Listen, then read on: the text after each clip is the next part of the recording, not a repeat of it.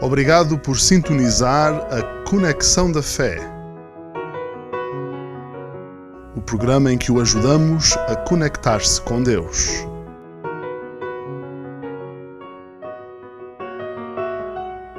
Olá a todos, sejam bem-vindos a esta emissão do programa Conexão da Fé.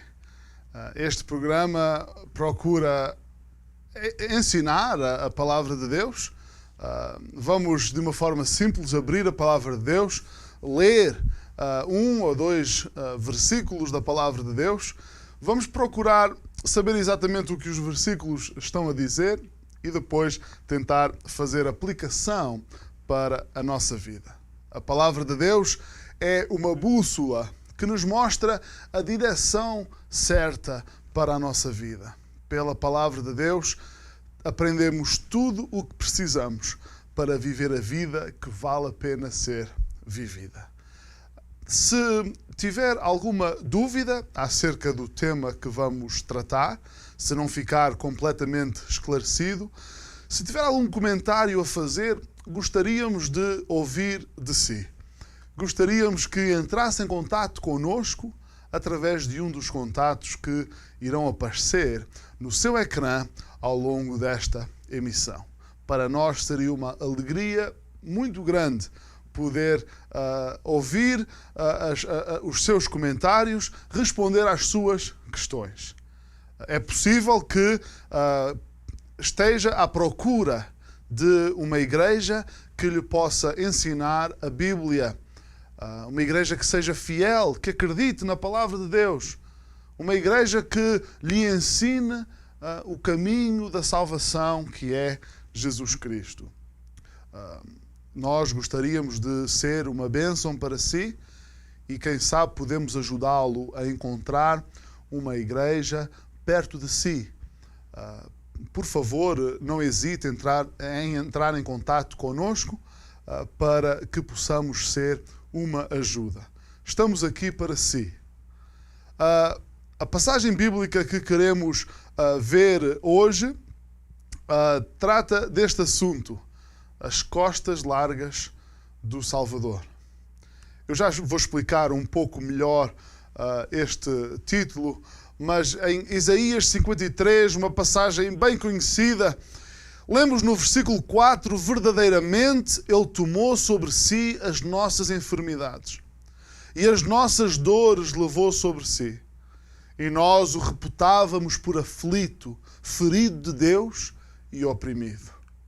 Mas Ele foi ferido por causa das nossas transgressões e moído por causa das nossas iniquidades.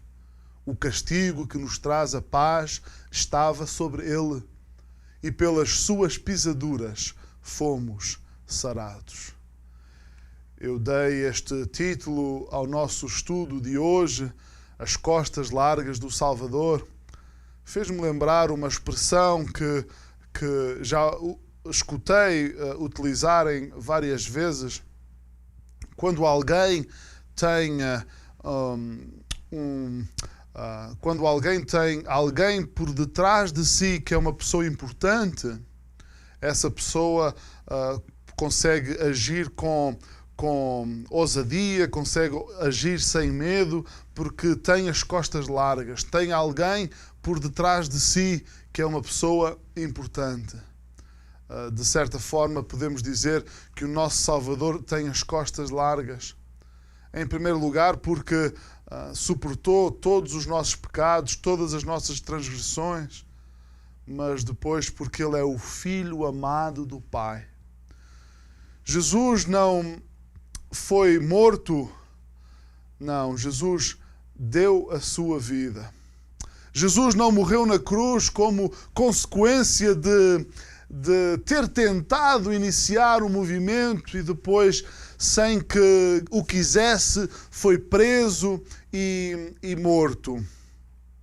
Houve, ao longo da história, vários líderes importantes de movimentos e de revoltas que acabaram mortos por causa das suas convicções. Por vezes querem fazer de Jesus um simples líder de um movimento que acabou morto por causa das suas convicções e acabou morto antes de tempo. Jesus não morreu antes de tempo, porque tudo aquilo que ele fez, tudo aquilo que aconteceu através da vida de Jesus aconteceu exatamente no tempo certo. Jesus é o centro da história. Meus amigos, esta passagem bíblica parece falar apenas de Jesus. Ninguém consegue ler estas palavras sem pensar na pessoa de Jesus Cristo. No entanto, ficamos ainda mais admirados com a riqueza destas palavras quando pensamos que o profeta Isaías escreveu estas palavras 700 anos antes de Jesus sequer ter nascido. A salvação através do sacrifício de Jesus foi um ato anunciado. Toda a criação aguardava com expectativa aquele momento. Deus anunciou ainda no livro de Gênesis que a semente da mulher um dia iria esmagar a cabeça da semente da serpente. Aqui no livro de Isaías é-nos dito porque que o Salvador prometido tinha que ser um Salvador que iria passar por sofrimento. O rei que os judeus esperavam e que um dia virá para reinar, esse rei primeiro teria de vir para sofrer. Temos que desenvolver a mente de Deus sobre o pecado. E este, possivelmente, é o grande objetivo deste nosso estudo hoje. Se nós pensarmos em tudo aquilo que Jesus sofreu por causa do pecado, facilmente vamos chegar à conclusão que o pecado é algo absolutamente nojento para Deus. Deus é tão santo, tão santo, tão santo, que não pode olhar para o pecado. Quando pensarmos em tudo aquilo que o Filho de Deus sofreu naquele dia que é chamado o dia da sua paixão, chegamos facilmente à conclusão que o nosso pecado é negro e é pavoroso. Em primeiro lugar, vemos nesta passagem que esta passagem fala sobre um castigo indispensável. Era indispensável que este castigo viesse e fosse colocado sobre as costas de Jesus. A Bíblia diz que Ele verdadeiramente tomou sobre si as nossas enfermidades e as nossas dores levou sobre si. Ele foi ferido por causa das nossas transgressões e moído por causa das nossas iniquidades. Vejam todas as palavras aqui usadas para se referirem ao nosso pecado. Enfermidades, dores, transgressões, iniquidades. Tudo isto se refere ao nosso pecado. O nosso pecado é uma realidade indesmentível. E o Salvador teve que passar por um castigo indispensável. Este castigo é indispensável por causa da justiça de Deus. Para haver alguma hipótese, de o ser humano ser perdoado e aceito diante de Deus, o pecado do homem tinha que encontrar justiça. Tinha que haver um encontro entre o pecado do homem e a justiça de Deus. Sabem, a justiça como conceito perfeito, a justiça existe. Nós neste mundo temos um conceito e até nascemos com um conceito imperfeito de justiça. Todos, até as crianças muito, muito pequenas, e há estudos recentes, fascinantes, realizados sobre isto, nós nascemos com um conceito inato de justiça. Estabelecemos nas nossas sociedades, nas nossas culturas, sistemas de aplicação de justiça. Mas todos nós chegamos facilmente à conclusão que neste mundo, entre os homens, não existe justiça. ficamos desanimados e frustrados quando alguém que claramente é culpado por um crime não recebe a condenação que merece. Isso deixa-nos frustrados e por vezes é devido a um pequeno pormenor, por vezes é devido a algum problema legal na obtenção da prova e às vezes pequenas questões processuais. Ficamos desanimados quando alguém que claramente é culpado por um crime, esse crime prescreve porque não conseguiram então reunir a prova e realizar o julgamento dentro do tempo que a lei estabelece. E esse criminoso, que toda a gente sabe que é culpado, sai sem receber a condenação justa pelo seu crime.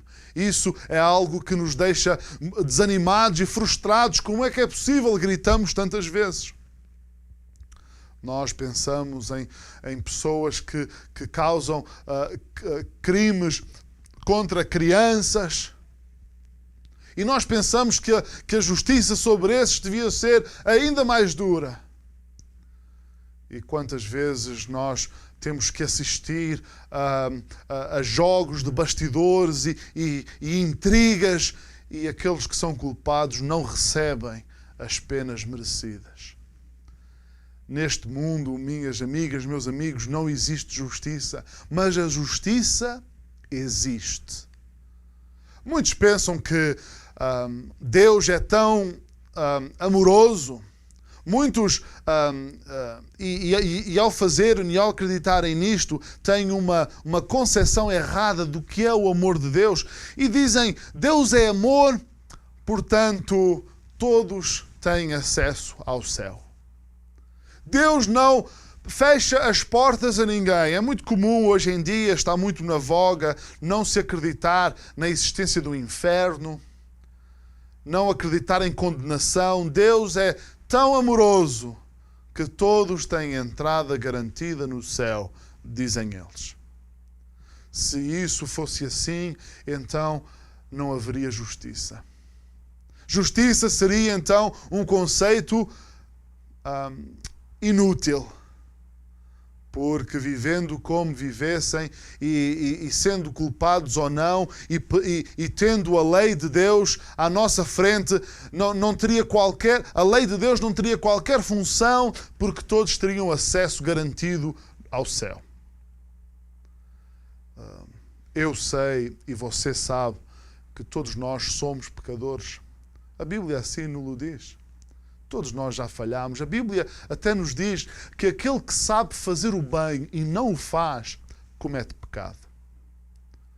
Se a justiça existe, então o nosso pecado precisa de ser condenado. Este é verdadeiramente um castigo indispensável para o homem poder ter alguma esperança de estar no céu. Tem que haver um encontro então do seu pecado com a justiça de Deus. O que fazer com o pecado do homem? Como é que Deus consegue ser ao mesmo tempo amor e justiça? Uma vez contaram-me o caso de um homem que foi apanhado a conduzir em excesso de velocidade. Levaram o homem a tribunal, o juiz perguntou-lhe: você é culpado ou inocente? E o homem admitiu que era culpado. Sim, eu conduzi o meu carro em excesso de velocidade, sou culpado. Foi aplicado uma multa àquele homem. Esta história é interessante porque aquele homem era muito amigo do juiz. Eram amigos muito próximos e toda a cidade era uma cidade pequena. Toda a cidade se reuniu para ver como é que aquele juiz ia lidar com o caso do seu amigo muito próximo. Pensaram que talvez ele desculpasse o amigo. E nós dizemos, se ele desculpasse o amigo, não seria um bom juiz. Seria um juiz que agiria com favoritismo. Aquele juiz, então, aplicou aquela multa. Todos ficaram espantados. Mas ficaram todos ainda mais espantados. Quando o juiz saiu do seu lugar, foi até à secretaria do tribunal e, tirando a carteira, ele pagou ele mesmo a multa do seu amigo. Jesus, então, é a forma encontrada por Deus para ser ao mesmo tempo justo e justificador. Jesus é a forma encontrada por Deus para ser um Deus amoroso e ser justiça ao mesmo tempo. Deus consegue estender o seu amor ao homem porque a enfermidade, a transgressão, a iniquidade, o pecado de todos nós é colocado sobre Jesus. E ele então enfrenta a dura condenação de Deus por causa do nosso pecado.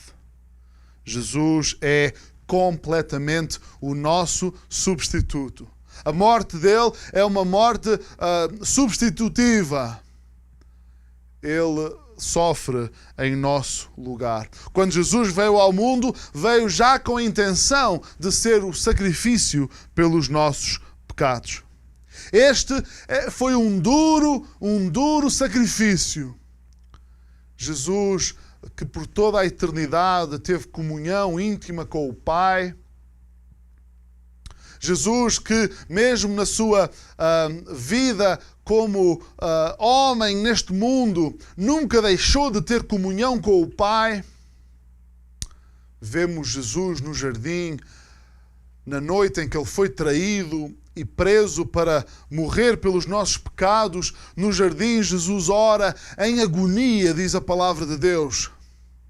Jesus pede 3 vezes ao Pai: Senhor, se houver alguma outra forma, Senhor, passa de mim este cálice. A Bíblia diz que a angústia de Jesus era tanta que o suor dele saiu em grandes gotas de sangue. A maldição do homem que vem desde o jardim do Éden. Deus disse ao homem: por causa do pecado, no suor do teu rosto ganharás o teu pão. Em Cristo, naquela noite, vemos a maldição do homem simbolizada por aquele suor a misturar-se com o sangue puro de Cristo. E foi precisamente isso que Jesus foi, o sacrifício. Senhor, orava ele, se é da tua vontade, se houver alguma outra forma, que passe de mim este cálice, que eu não tome do vinho da tua ira. A verdade é que não há nenhuma outra forma. Se houvesse outra forma para o homem ser salvo, se houvesse outra forma de lidar com os pecados dos homens, então Deus Pai teria respondido à oração do seu Filho.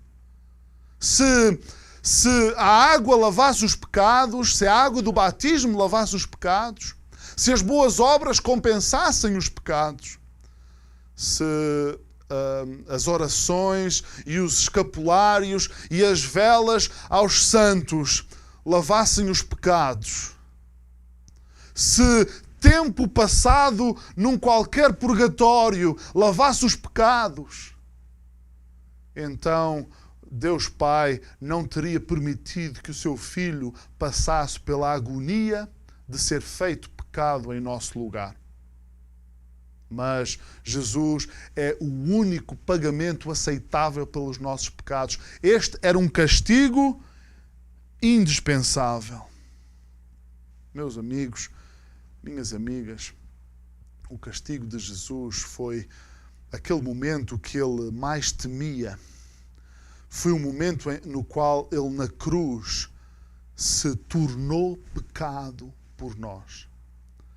Jesus Cristo não só recebeu sobre si todas as nossas faltas, todo o nosso pecado, ele foi feito pecado.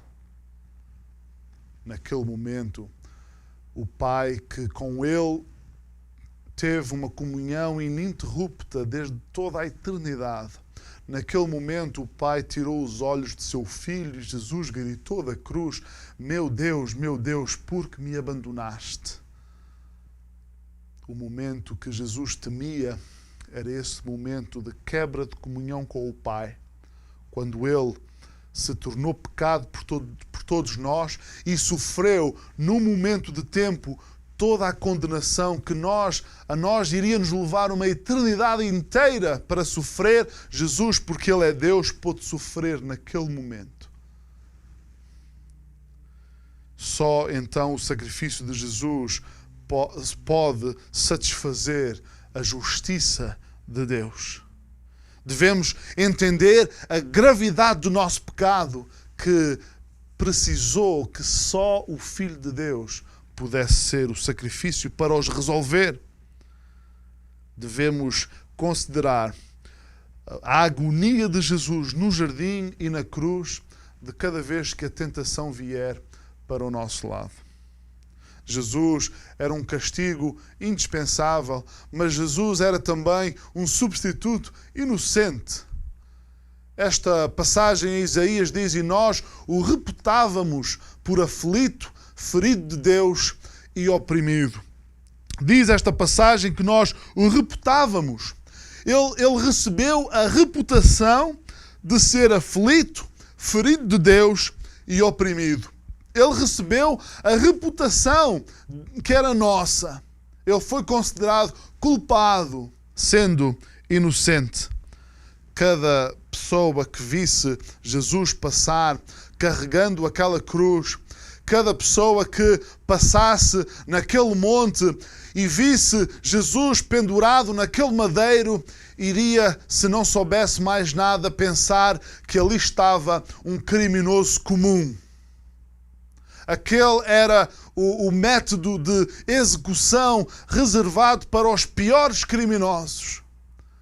O Império Romano resolvia tornar aqueles criminosos num exemplo público para que todos vissem e não fizessem aqueles pavorosos crimes. Jesus recebeu em nosso lugar uma reputação vil.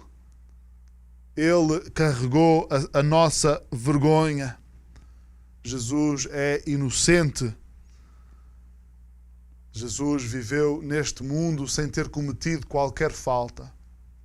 Na noite em que Jesus foi preso, Jesus foi perante vários julgamentos, ou então podemos chamar-lhes várias sessões. Jesus esteve perante Herodes, Jesus esteve perante o sumo sacerdote, Jesus esteve perante Pilatos, Jesus foi levado de um lado para o outro.